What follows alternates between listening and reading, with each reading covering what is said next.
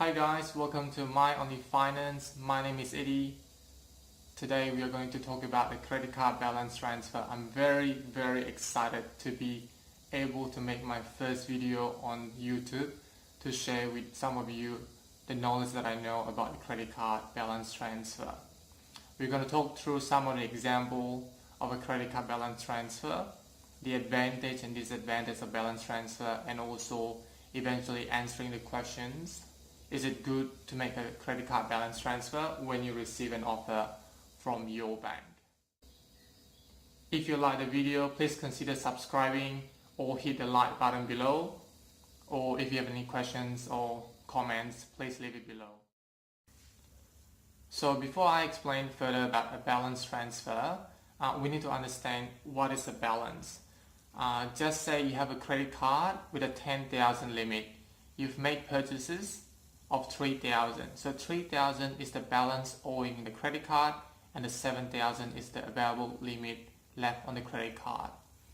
A bank or a credit card company will normally give you a 44 days or 55 days interest-free periods. If you pay off the balance within those periods, you don't get charged for the interest. But if you don't pay it off, that's when the credit card interest comes in place. In Australia, typically you pay credit card about between 13% to about 25%. It gets trickier when you have 2, 3 or 4 credit cards when all the balances are not paid off. Just say typically 20% of the credit interest. Every $100 purchase, you're paying about $20 on the credit card. Some people really struggling in pay off the balances. And when they receive an offer from their banks about a balance transfer, and they'll be like, yes, I'm going to do this balance transfer, I'm going to bring all the debts together and pay it off.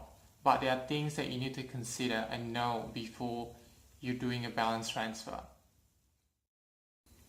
Let's take some example of the typical balance transfer offer that you receive in your mail from a bank.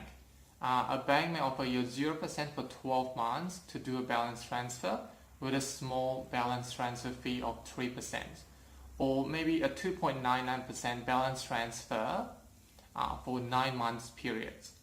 What the bank's saying to you is, hey, let's bring all the debts together into one bank and I'll give you a discounted balance transfer interest, but you need to pay it off in those certain periods. If you don't pay it off, we are going to charge you the normal rate. So let's take another example here. You got 3 credit cards owing balance. The first one you're owing 3, the second one owing 3,000, the third one you're owing 4,000. So you're owing 10,000 on the credit card, and all of these you're paying 20% on the purchase interest.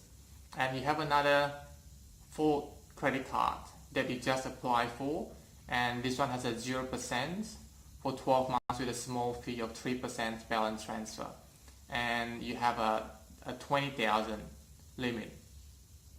So this bank is actually offer you bring all the debts together into one. So you're transferring all these 10,000 into one credit card, and you're paying now 0% for 12 months, but with a small fee of 3%.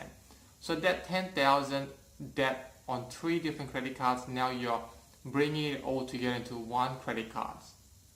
And you're paying 3%, which is about $300. And that's still much better because 20% of 3 different cards, you're paying about $2,000 a year. Instead of paying $2,000 a year, you bring all the debts together into one credit card and you're paying $300. But if you don't pay it off in 12 months after the promotional period finishes, then they will charge you the normal balance transfer, which can be actually a lot higher as well. Instead of 20% of those 3, and now this credit card may charge you, just say 23%. So there's a bit of give and take here. They give you a period of 12 months to pay it off. If you don't pay it off, then you have paid $300 to start with. 12 months, after 12 months, I'm going to charge you $2,500 in 1 year if you don't pay it off as well. So what are the things that you need to consider, or the disadvantages that you need to look for when you do a balance transfer? If you have three credit cards and you bring it all together into one credit card, you need to understand what are the terms and conditions of this credit card. If this credit card have a balance transfer fee of 0% for 12 months and you don't pay it off after 12 months, it may has a higher balance transfer interest, just say 25%. Yes, you are putting 20% credit card on each balance into a 0% for the promotional period of 12 months, but if you don't pay it off, you're going to get stuck in a high interest balance transfer, which is now 25%. Or also you need to look for as well, the annual fee of the credit card. How much is this credit card annual fee that I need to pay?